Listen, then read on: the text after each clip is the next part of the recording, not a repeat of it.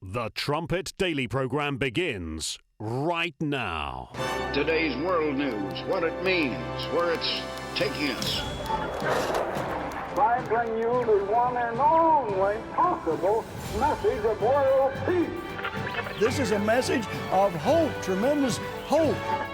And he said unto me, you must prophesy again. The Trumpet Daily program begins right now. Hello and welcome back to the Trumpet Daily radio show. This is Richard Palmer standing in for your regular host, Mr. Stephen Flurry. And today I'm going to be talking about the Russian collusion scandal. Something I don't usually get into. Mr. Flurry covers that pretty thoroughly.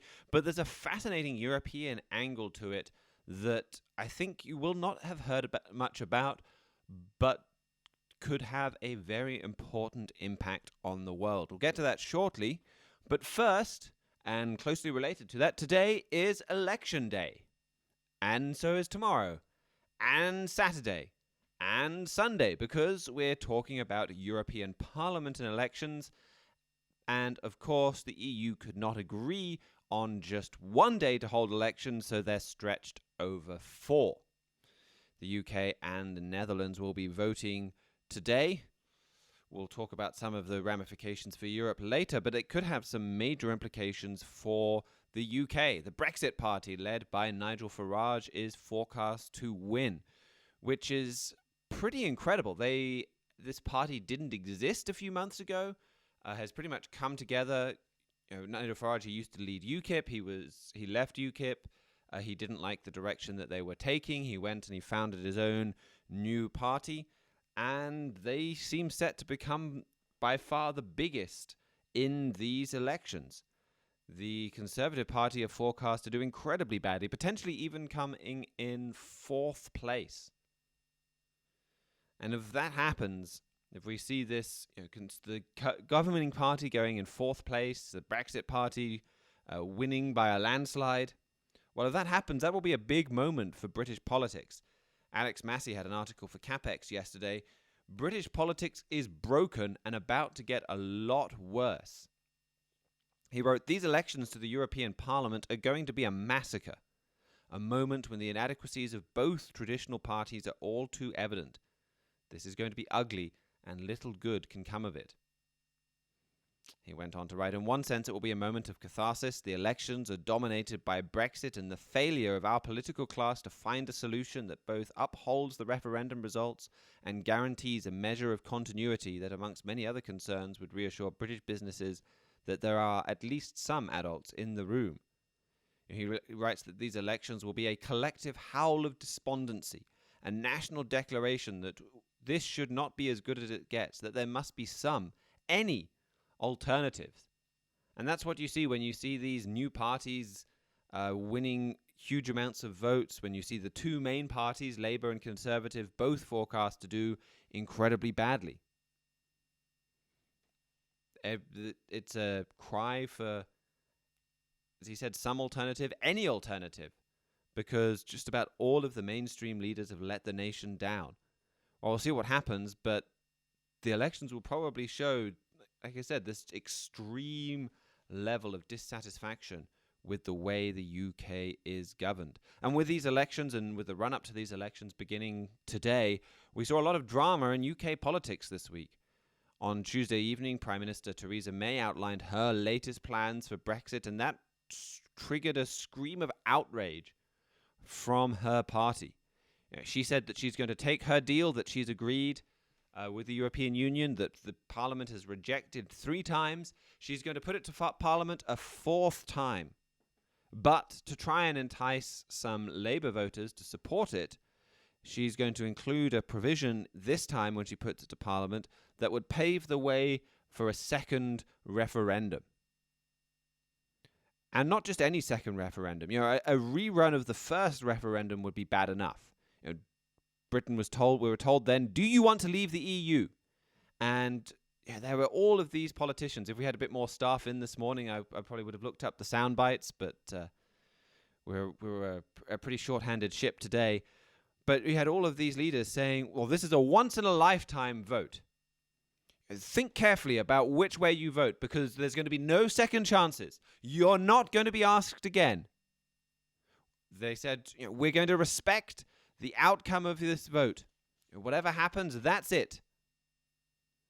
And to do all that, to hold that vote and then to turn around and say, you got the answer wrong, we're having another vote. And that's not democracy. That's what dictators do. That's what Turkey did. Just a few weeks ago, where Recep Tayyip Erdogan, they lost the election, they lost the local votes in Istanbul, and they said, well, okay, we'll have another one.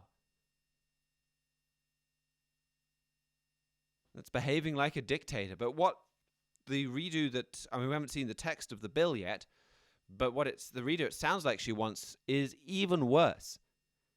It would be a vote to, basically the question would be, do you want to stay in the European Union, or do you want Miss May's deal? Leaving the European Union properly wouldn't even be a question. Now, the politicians couldn't trust the British people with that because they'd probably vote to leave the European Union entirely. Instead, the question would be basically, do you want to not leave the EU or sort of leave the EU? And leaving properly, like I said, not even on the ballot paper. So a lot of people were outraged by this, and outraged where she basically weakened her deal already didn't really take Britain out of the European Union very much. She weakened that, again, to try and gain support of Labour members. And so, once this was all unveiled, it triggered another attempt to get rid of Ms. May. One cabinet member, according to the Times, said, I thought she deserved one last roll of the dice, but she took those dice and threw them off the table. This morning, the Times wrote, by yesterday morning, even those who defended her throughout her premiership were demanding that she announce her resignation this week. Many believed that Mrs. May's initial plan had been to stay until the party conference in October or even beyond. However, the events of this week have made that all but impossible. Andrea Leadsom, who is the leader of the House of Commons, a cabinet member basically responsible for presenting the government's bills in the House, she's resigned. She said she can't support this. The 1922 committee, which is the committee that basically organizes the rules surrounding leadership campaigns and things like that, there's a very serious push there to change the rules so that they can get rid of her any day now. I think there was a bit of a push yesterday to see if they could get rid of Miss May ahead of the European elections. That didn't work, but there's a lot of talk that she might potentially announce her resignation on Friday. So we'll see how that plays out. The Telegraph, their leading article this morning was, Theresa May must go now. This is a national emergency. They write, what can the Prime Minister be thinking? Oh, I just got oh, never mind. When you get a breaking news alert these days, it could be her resignation, but it's not. It's just some children's author dying. So back to the Telegraph, their headline, Theresa May must go now. This is a national emergency. They write, what can the Prime Minister be thinking? It's over. She can no longer pass critical legislation. The latest draft of her withdrawal agreement is dead in the water. Her backbenchers are up in arms. Cabinet members would like to meet to discuss her future. Andrea Leadsom has resigned as leader of the House, saying Britain will not be truly sovereign under the agreement and that government processes have broken down. And yet Theresa May clings on. And then they also write, today the country votes in European elections, and with every minute Mrs. May stays in power, one can almost visualize the Conservative vote disappearing like dust in the wind. Her resistance, well, they just go on to talk about how she doesn't want to quit. But it's left British politics just in a complete mess. And it brings to mind some of the scriptures that we bring up a fair bit on this program. Hosea 5 and verse 12, for example, talking specifically, a lot of that book of Hosea is specifically about Britain, about biblical Ephraim. And there God says that he will be to Ephraim like a moth. And Trumpet Editor-in-Chief Gerald Flurry wrote about this in his book, Hosea Reaping the Whirlwind.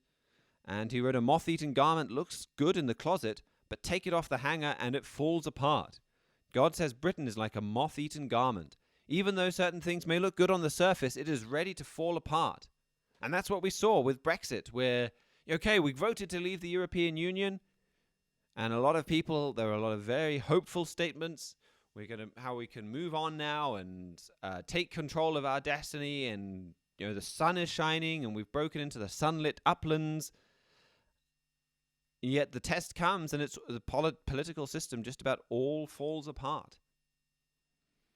Isaiah 3 talks about God removing the leaders from our nations, from Jerusalem and Judah, it says. Judah refers to the Jews. Jerusalem was the capital city of all of the Israelite tribes during the reigns of David and Solomon, and so it refers to all of the modern nations of Israel, including Britain. God says in there, for example, that he will remove the stay and the staff. The Gesenius' Hebrew Chaldee lexicon of the Old Testament, it defines this as the chief person of a nation on whom the people lean. So God gets rid of the support, the ones that people look to for leadership. And it lists specifics: the mighty man, the man of war, the judge, the prophet, the prudent, the ancient, the captain of 50, the honorable man, and the counselor, the cunning artificer, and the eloquent orator. And the leader in the military and the judiciary, especially in politics. All the leaders are gone. The book of Proverbs talks about, well, where there is no vision, the people perish. And that's what we're seeing right before our eyes in Britain. Nobody, at least nobody in power at the moment, has any kind of vision for Britain after Brexit. And so we just end up with this confusion and Parliament repeatedly voting down Theresa May's deal, and then the government turning to Parliament and saying, well, okay, what do you want to do? Do you want to do this? And Parliament says no. Or do you want to do this? No. Do you want to do this? No. Well, you've said no to everything. And that's where we are, because nobody has a clear vision of how to move forward. Isaiah 59 vividly describes the results of this kind of lack of leadership. I'll read from the New Living Translation this time, but it says, we look for light, but find only darkness. We look for bright skies, but walk in gloom. We grope like the blind along a wall, feeling our way like people without eyes. Even at brightest noontime, we stumble as though it were dark. Among the living, we are like the dead. We growl like hungry beasts. We moan like mournful doves. We look for justice, but it never comes. We look for rescue, but it is far away from us. That's been Britain's experience since voting to leave the European Union. And that passage also reveals the cause for this situation. Verse 12 says, for our transgressions are multiplied before you, before God. Isaiah 3 says the same thing. Why has this happened? It says, for Jerusalem is ruined and Judah is fallen, because their tongue and their doings are against the Lord. It's because of national disobedience that we're in this situation. To a lot of people, EU membership was kind of, or at least Eurosceptics, the EU membership was the source of all Britain's problems, and that leaving would then solve everything. And the last couple of years has proven that wrong. The EU certainly did cause a lot of Britain's problems, but it's not the root cause. It was just a symptom of a deeper sickness.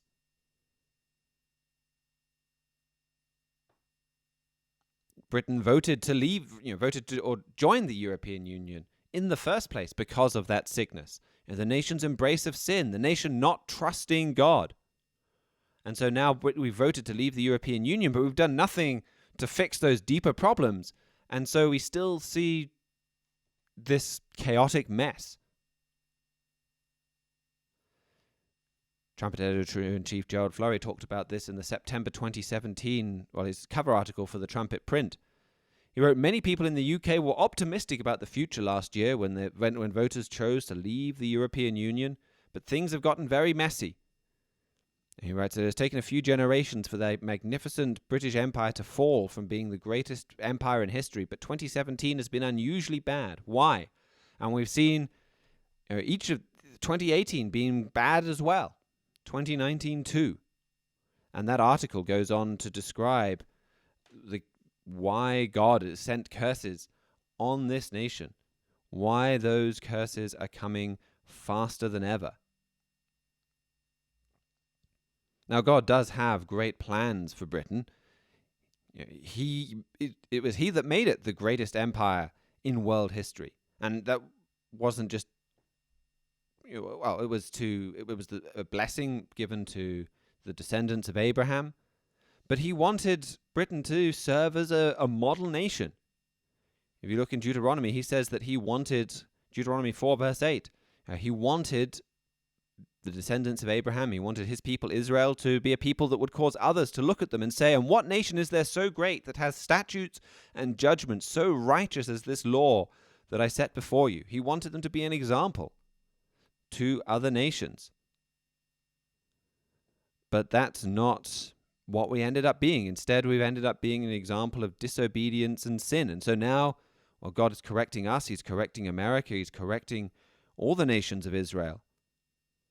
But once they turn to him, they'll have an opportunity to be that example that they weren't before, to set that example that they failed to set in the past. So, yes, it's been some very frustrating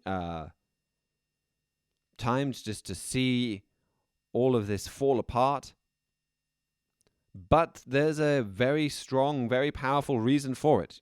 God's correcting our nations, and it's leading to a wonderful, wonderful outcome. That article I quoted from earlier from Mr. Flurry, the title of that was The Fall of the British Royal Family. You can read that on our website, thetrumpet.com. You just go to the library, and then you can see all of our past issues of the Trumpet magazine there. You can also read our free book, The United States and Britain and Prophecy. That will really go into detail of God's plan for Britain, for America, show you how they're described in the Bible, really give you proof after proof that shows that these biblical passages apply to Britain and America. It will really help you understand what's going on in world events for both these nations. It really is a foundational book to understanding these events, and you can read that on our website as well. That's thetrumpet.com. And again, you go to library and then go to books and booklets, and you can get a copy of that book there. Now, there's one more story I just wanted to talk about briefly before we take a break and get into Europe's Russia collusion scandal. Ambrose Edmund Pritchard here had a great piece, I think it was today, but the title is No European Election Ever Deflects the EU Deep State 1 Inch from Its Rigid Course. And he makes a lot of good points in this article, but it does a great job of showing how Germany controls the European Union and its institutions. We talk about that a lot on this show, and you can really see the fruits of Germany control the European Union. You can watch world events and see that they're the ones in the driving seat. You look at what happens with the Euro crisis, just about everything. You see they're the ones making the major decisions. Well, how does that happen? And he does a great job of going through part of that. Now, part of it is just because Germany's the richest, the most populous, the most powerful nation in the bloc. And so that means that whatever they say tends to go. They provide a whole lot of the funds. If people get into trouble, they've got to look to Germany for the money. And following the money is usually a great way of seeing who's in charge. But he brings out another aspect to that in this article. So he talks about how European elections, how a lot of the Eurosceptics, they get to Parliament, they don't really get to grips with how everything works. And so he writes, day-to-day matters are left to Team Germany and its satellites. This is not to make an anti-German point, but simply to state a fact of European life. German MEPs are career legislators. Election is the path to a lifetime job. And he just talks about how the promotion system that really encourages them to stick around in the European Parliament, to understand how it works, to initiate laws and legislation. Well, Parliament can't initiate laws and legislation, but to participate in the process of laws and legislation. And then he writes, when push comes to shove, these Germans, they operate as a single cohort, blurring the lines between Social Democrats and Christian Democrats. Today's Grand Coalition in Berlin has long been operating in Strasbourg. So they're in different parties, but they tend to all just act for Germany. This professionalism, he writes, is why the two core groupings are both run by Germans. So both the main left-wing party and the main right-wing party grouping in the European Parliament are run by Germans. Now, the way politics works in the European Parliament is you have all across Europe, different people from different political parties go into Parliament, and then they serve in kind of these groupings of lots of different similar parties. So, for example, you've got the Conservative Party in the UK. They have Conservative members stand for election in the European Parliament, and then when they go there, they're in an alliance with other Conservative groups from all across Europe to form this party grouping. So the main party grouping for centre-right parties in Europe is led by a German, Manfred Weber. And then the main centre-left or socialist party, I guess socialist isn't really centre-left, but the main left-wing party in the European Parliament, made up of all these left-wing parties from across Europe, well, that's also led by a German, Udo Bullmann. And then Ambrose Evans Pritchard goes on to write, Klaus Welle runs the engine room as Secretary General of the Parliament, while his countryman Martin Selmayr operates in tandem as head of the Commission apparatus. The nodal points are in capable German hands. So a lot of these key positions are in German hands. And I'll note, not necessarily the most high-profile ones. Often the German politicians, less and less these days, but often they'll avoid the limelight. They'll avoid really being very obviously the ones in power, because if they're the ones very obviously telling other people what to do, and if people can really see, well, there's an obvious German in this position, and this position, and this position, they're running the whole thing, that will kind of stir up more opposition. So you have a look at instead the situation at the moment. Well, you've got the European Commission President is Donald Tusk. He's Polish. The head of the European Central Bank is Mario Draghi from Italy. You've got Jean-Claude Juncker. Donald Tusk. I get all that. Europe has way too many presidents. Donald Tusk is one president. I think he's actually the European Council president. But then you've also got Jean-Claude Juncker, who's the European Commission president, who's from Luxembourg. So all of these key positions, not German. Now, the European Parliament president is German, and Manfred Weber is running to be European Commission president. So I think the time where they would kind of operate from the background is coming to a close. But the point Ambrose Evans Pritchard makes is a really important one, that these more like civil service positions, these ones that you don't notice as much, Secretary General of the Parliament, Martin Selmayr is kind of head of the bureaucracy that runs in the European Commission. They're not the big public positions, but they're often run by Germans. He goes on to write, what struck me during the Eurozone banking crisis is how Berlin quietly took control of every body that mattered. Klaus Regling heads up the bailout fund, the EFSF and ESM, a dutiful enforcer answering to Wolfgang Schäuble, steering the Eurogroup Star Chamber. So all of these key positions going to Germany. And he goes through that article how the EU has promised to change before but never managed it, before concluding, winning elections is never quite enough in the European Union. Something very important to bear in mind as you have these European elections taking place today. Well, that's a good summary. Like I said, we talk about Germany leading Europe. I do get some questions about, well, how do they do that? And I think that's part of the answer. Now, we'll talk a lot more about what the Bible says about the European Union and the character of this union in the second half. So we'll get to that in just a minute. But we'll take a break for a couple of minutes and then come back and talk about Europe's Russia collusion scandal.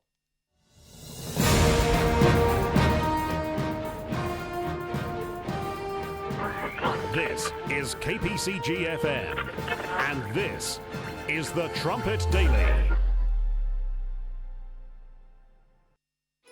An exciting, pulsating, vital third of all the Bible is devoted to prophecy. And approximately 90% of all prophecy pertains to our time, now, in this 21st century.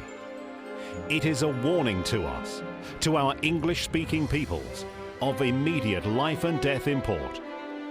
The prophecies come alive once their doors are opened by this now discovered master key. The United States and Britain in prophecy will open, to open minds, this hitherto closed vital third of all the Bible. No story of fiction ever was so strange, so fascinating, so absorbing, so packed with interest and suspense as this gripping story of our identity and our ancestry. Request The United States and Britain in Prophecy and a free 1-year subscription to the Trumpet magazine right now. To learn more, please visit thetrumpet.com.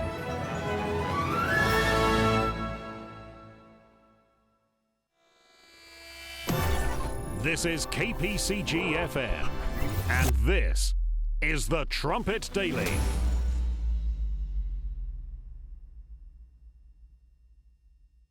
Welcome back to the Trumpet Daily radio show. Well, in the first half, we're talking about European elections that have been kicking off today. And as I mentioned in the first half, polls indicate that Eurosceptic parties are going to do very well, potentially winning a third of the votes, even perhaps becoming the most significant party grouping in the European Parliament. Now, that would be pretty entertaining to watch. You'd see lots of these politicians getting up and denouncing Europe right from the belly of the beast. Whether or not it will change anything, like we read in the first half, a lot of these, a lot of these politicians don't end up changing things. The EU pretty much moves forward regardless. But I'm not going to make any predictions right now, beyond what I already have, about the results. But I will make one about the way Europe will respond to these elections. If these Eurosceptics win big, if they end up doing really well, having these major seats in the European Parliament, well, expect mainstream politicians to blame Russia and fake news, in a very similar way to the way the Democrats have reacted to the election of Donald Trump. And I think the parallels between the two are really interesting. But they'll respond, if they do badly, I think they'll respond in the same way. And you can see them already laying the groundwork for that. And just like in the US, while it's a convenient excuse for the failure, in this case of the mainstream pro-European parties for Europe, both on the left and on the right, it's also a convenient excuse for the European Union to grab more power, more control. And as I said, for months they've been laying the groundwork for this. Back in November, European Commissioner for Justice and Consumer Policy, he warned that European Parliament he warned the European Parliament about allegations of dark financing from undisclosed third country sources, and he named Russia as the top culprit. Actually, he was on the news just over the last couple of days on CNBC talking about exactly that. We can hear a clip from him blaming Russia for the rise of Eurosceptics just quickly now. But now some of those parties, but also newcomers, have adopted more nationalistic approach. And basically it means that they want to weaken and fragment the EU. And some of those have also very close connection to Russia, to President Putin. So Russia has obviously financed some of those parties. They have interfered to our democratic processes, for instance, referenda or national elections, in order to weaken the EU and in order to create division between the people inside the country. Sorry, that was actually the European Commission Vice President who was talking about that in that news report. But still, this is something the European Commission was talking about back in November. Former NATO Secretary General Anders Fogh Rasmussen, and he and 14 other political leaders, they launched a joint initiative to combat Russian election meddling back in February. And that, of course, was accompanied by lots of fanfare about this Russian election threat. On May 12th, this is from the New York Times, they've jumped on board this. They reported that a constellation of websites and social media accounts linked to Russia or far-right groups is spreading disinformation, encouraging discord, and amplifying distrust in the centrist parties that have governed Europe for decades. They continued, European Union investigators, academics, and advocacy groups say that the new disinformation efforts share many of the same digital fingerprints or tactics used in previous Russian attacks, including Kremlin's interference in the 2016 US presidential campaign. Just a couple of days ago, Guy Verhofstadt, he's the leader of the Alliance of Liberals and Democrats for Europe. That's a left-wing grouping in the European Parliament. He wrote that Eurosceptic parties have essentially become a Russian fifth column within the European Union. So he's blaming them, just saying, well, they're just basically Russian puppets. The trouble is, there's very little evidence of any substantial Russian interference in these elections. They've been talking about this, and talking about it for a long time, but the facts just aren't there. Sasha Havlicek, I've probably completely butchered that, head of London's Institute for Strategic Dialogue, she said that we are not seeing the automated network activity with an obvious Russian fingerprint across these elections. The Washington Post wrote, European leaders commissioned reports about foreign meddling, enlisting intelligence services in efforts to be vigilant, and pushed social media companies to produce their platforms, or to police their platforms. So a lot of talk about this, a lot of saying to the tech companies, well, we need you to look into this, saying intelligence companies, be on guard for this, go look, see if you can find evidence of this. But then they wrote, but the worst fears about Kremlin involvement have not manifested, officials and analysts have said. Facebook, Twitter, and Google, they've all said they can't find evidence of this actually happening. But that hasn't stopped the flood of hysterical articles. I've mentioned a few, but I haven't cherry-picked by any means. You can go and find a whole lot of articles talking about this. Actually, we'll just listen to a couple of news reports. I think we'll do the first from Deutsche Welle and then one from France 24.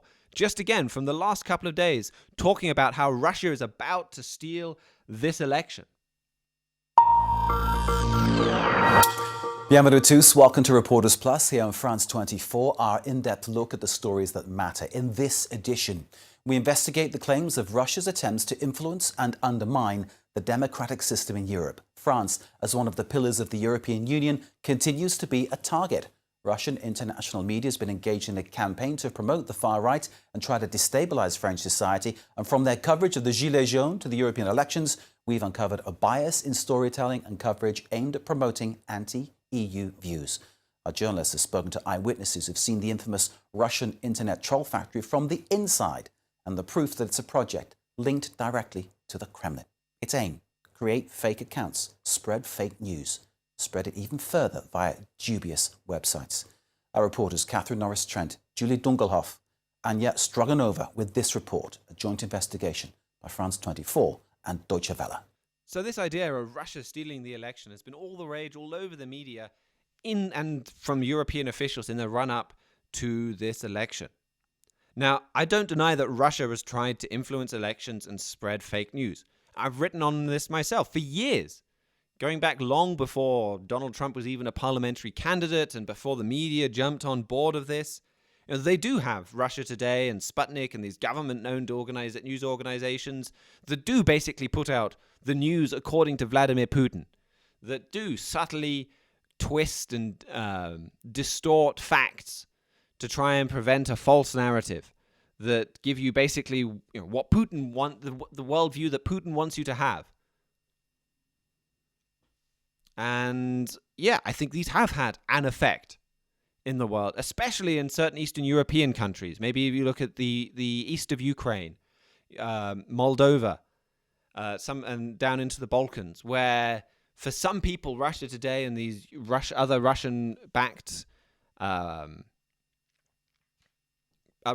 media operations have had a significant effect swaying voters. You look at Vladimir Putin's approval rating, and a good chunk of that is probably because he controls the news within Russia.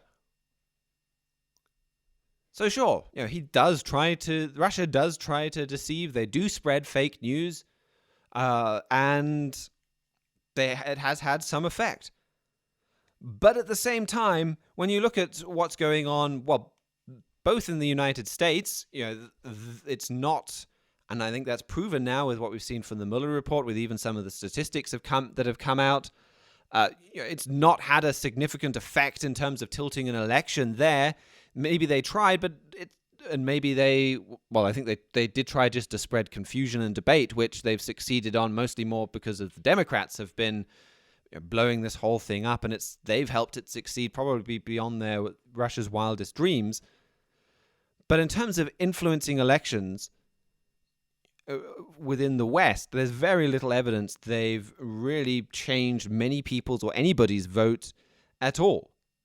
With Europe, maybe there's been some small Russia Today effect, but it's been completely dwarfed by much bigger factors. European voters, they're voting against pro-Europeans, not because they've been duped by Russia Today or anything like that, but generally more because they're angry at their policies. They don't like they disagree with what they're doing. They're fed up with EU politicians flooding their countries with migrants. They're fed up with the economic crisis. And, we don't talk about the Euro crisis as much, but there are still masses of unemployment in parts of Italy and Spain and Greece. Huge levels of youth unemployment. And we've just stopped talking about it. Politicians have stopped talking about it, and they just feel abandoned. They're fed up with a political class that just seems to ignore their concerns, that never seems to change. They're fed up that democracy just doesn't work with the European Union, that they just completely ignore whatever the people vote for and always push for more Europe. And for mainstream pro-European politicians, addressing that is hard. It's much easier to just blame the Russians. Oh, they only voted that way because they were duped by the Russians.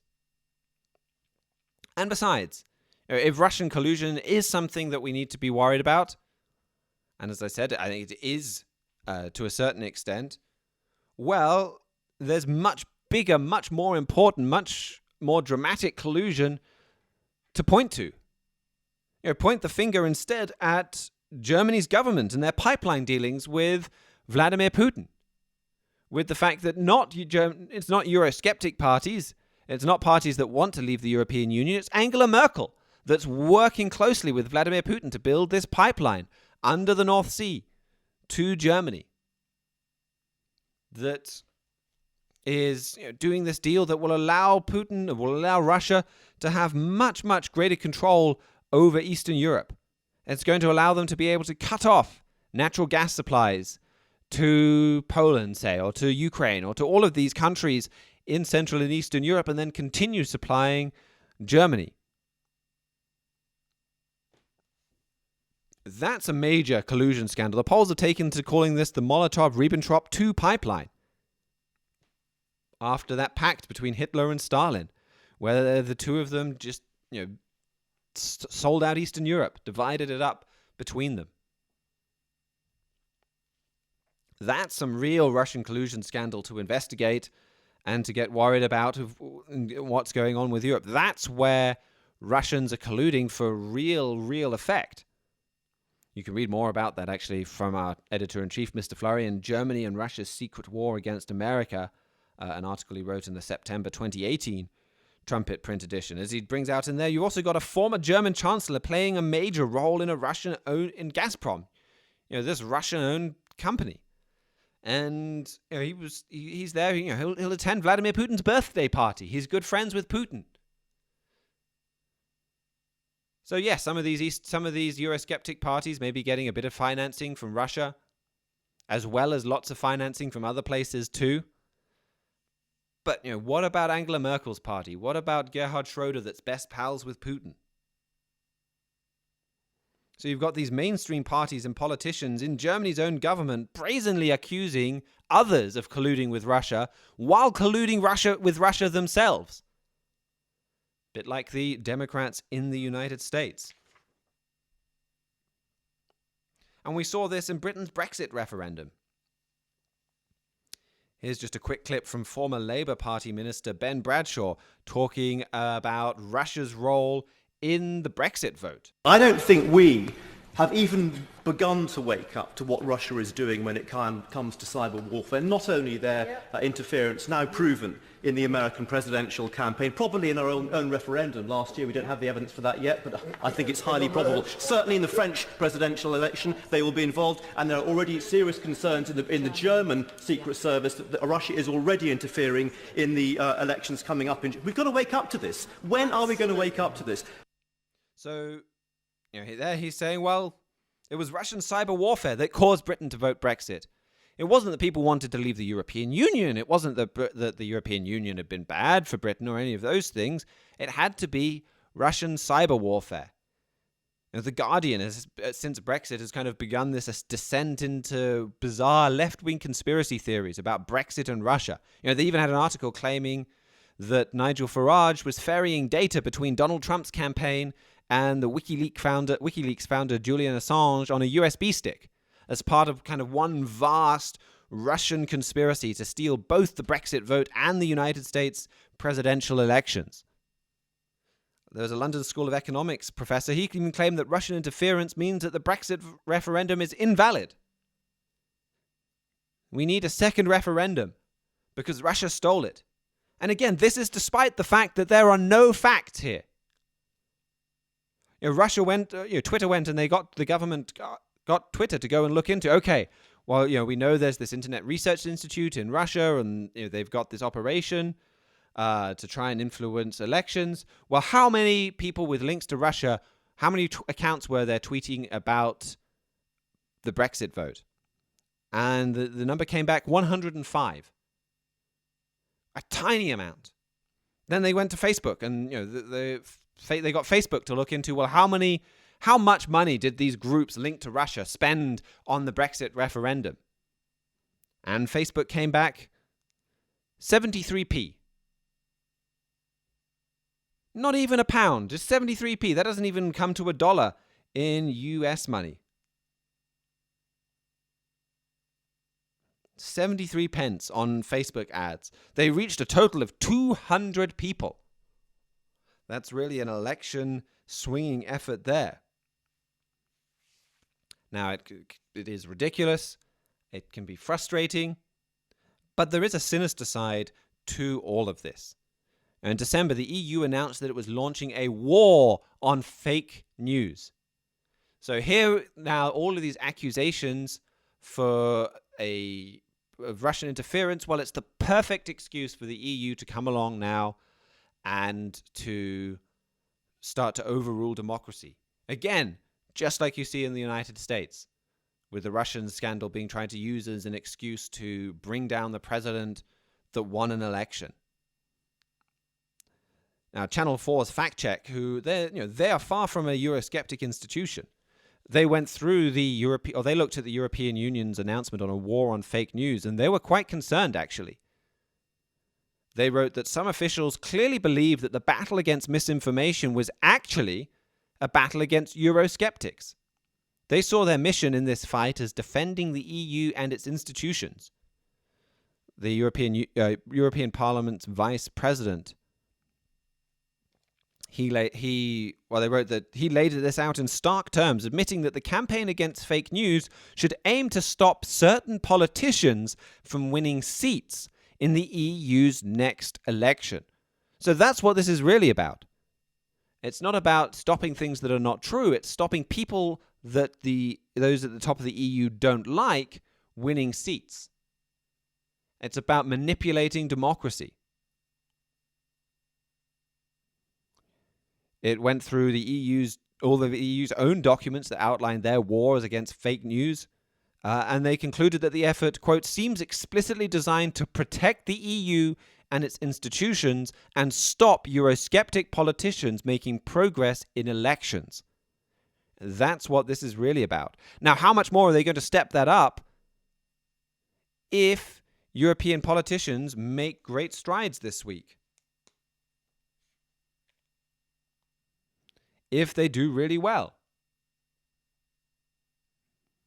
They're already putting pressure on social media companies to clamp down on fake news, which, as we've just read to the EU, means anti-EU news. Now, that's pretty much their definition. If it's anti-EU, well, then it's fake news. They've stepped up their monitoring of social media. They issue regular reports on news articles that are shared widely on social media so they can kind of keep tabs on what people are reading. And it's easy to see the EU launching a push to control the press if it blames an election setback on Russian fake news. It's already threatening social media with more regulation if companies don't voluntarily sign up to the EU's Code of Practice on Disinformation.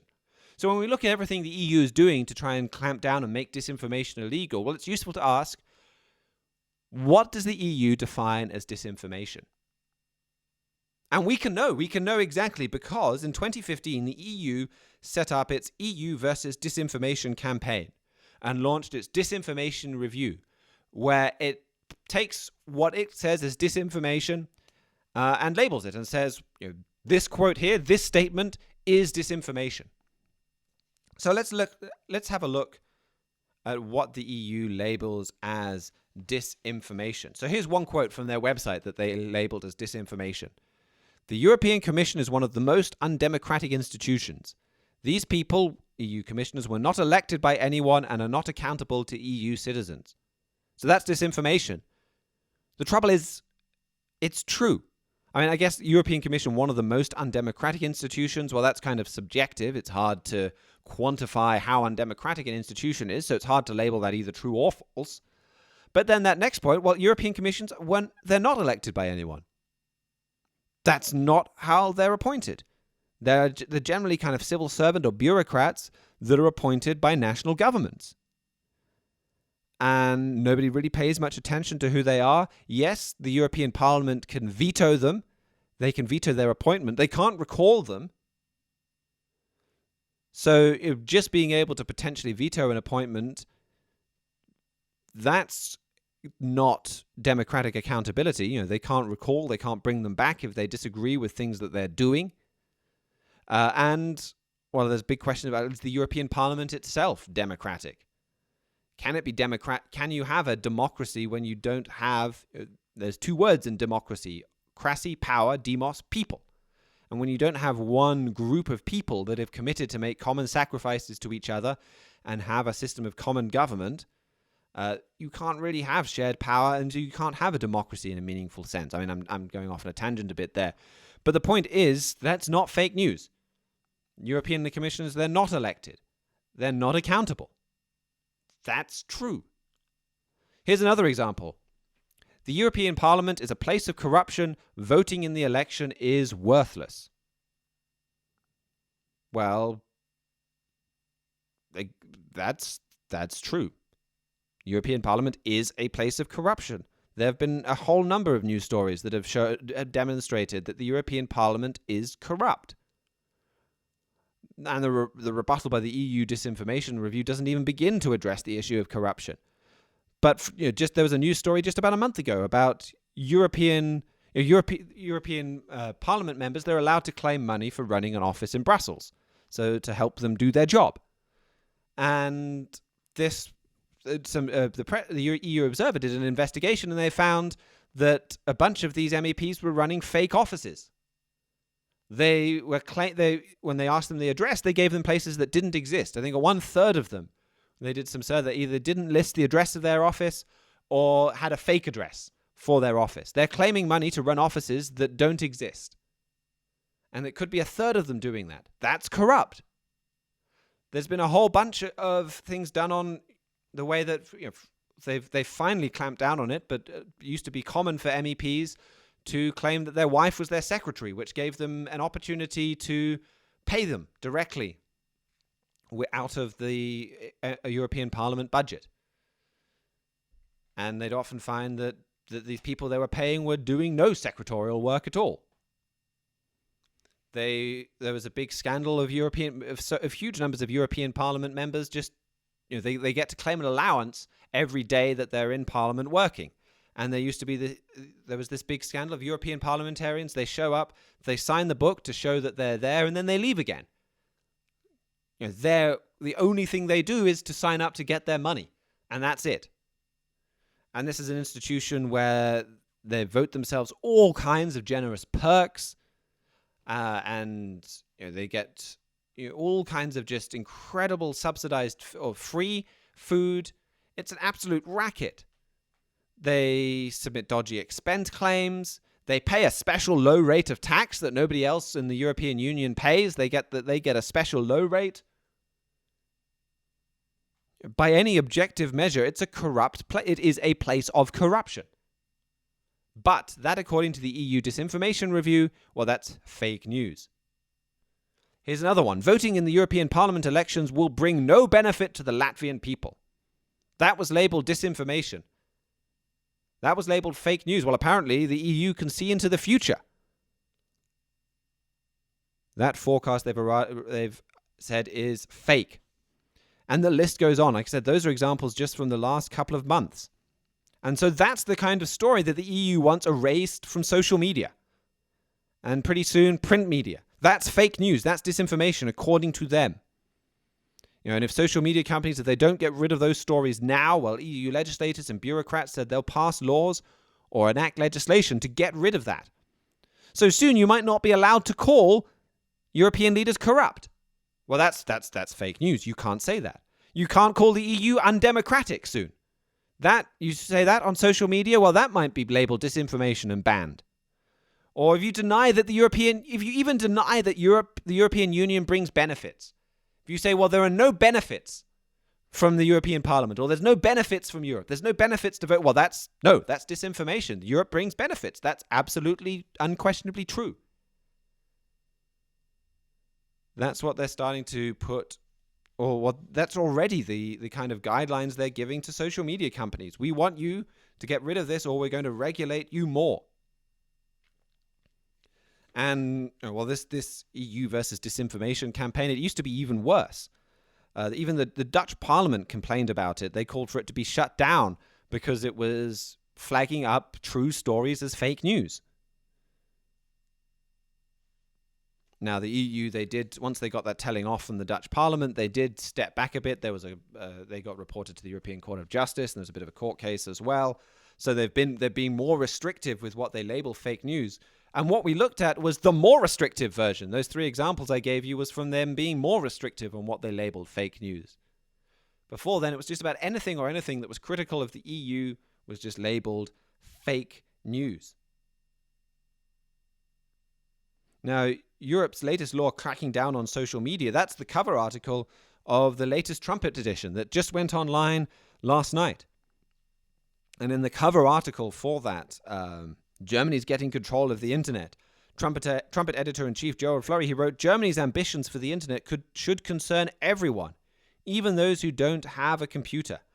The EU's behavior on this issue exposes the dictatorial nature of this German-dominated entity. Really, we are witnessing the manifestation of the spirit of the Holy Roman Empire in the tech world.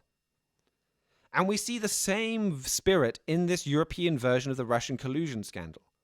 Those at the top of the EU, they view themselves as the preordained masters of the universe. If people vote against their policies, well, it can't be because the policies are wrong. Instead, it has to be the result of some outside malign actor, Russia.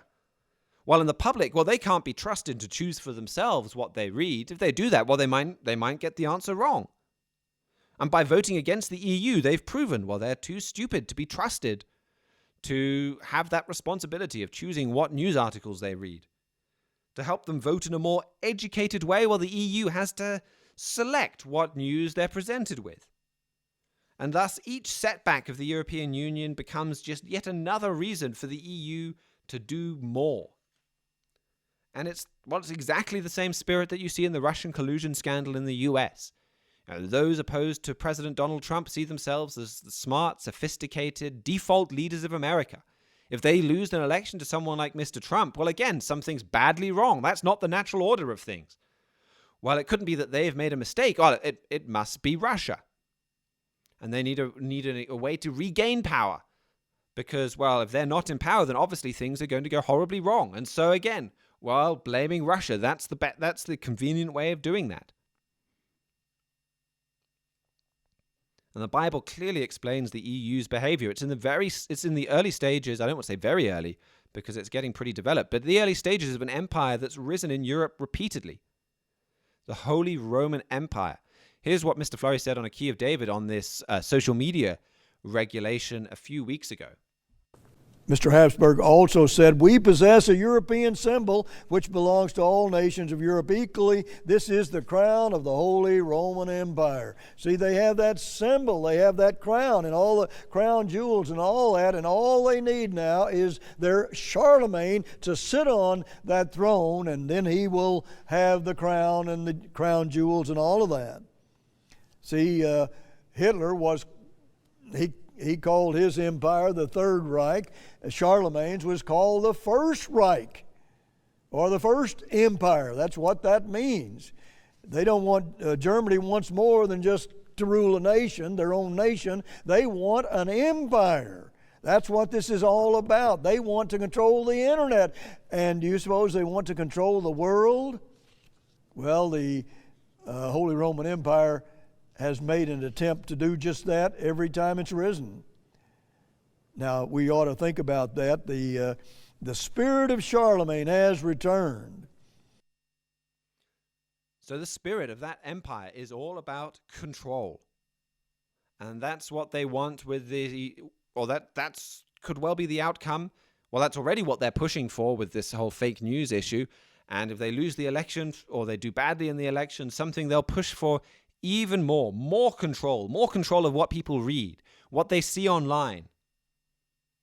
The EU's elections this week, the ones taking place today, they're an opportunity for you to watch the spirit of the Holy Roman Empire in action as it collides with democracy. They'll just push for more regulation of social media and of the press. Now, that article, Germany's taking control of the internet, that's up online. So please go read that to understand more about this spirit of the Holy Roman Empire. We also have our free book, The Holy Roman Empire in Prophecy. It will take you through what the Bible says about this empire rising in Europe, because there is a lot packed in the Bible on it. Revelation 17, for example, describes this power that is constantly resurrected. It's a beast power, it's an empire, a world-ruling empire, but then it disappears. And it comes back again, and it disappears again.